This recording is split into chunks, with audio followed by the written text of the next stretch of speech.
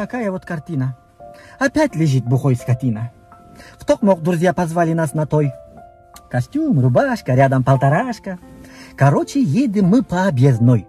Все было классно, хорошо, пока он мне сказал: остановись возле комка. Я говорил: Бахпайке, прошу, не пей, пожалуйста. Тебя позвали в качестве укулята. Но нет. Сначала йогурт был, потом чуток. Сначала человеком был, теперь торчок.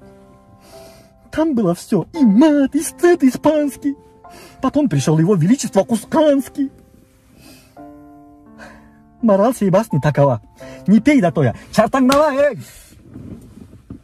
Не болды? Ештеке, нормально. Той қандай өтті? Адаттағыдай эле жакшы өттү, болуш керек. Каттабыз? Партнердешке келдик, азыр бензин куюп алайлычы, бир 50 грамм.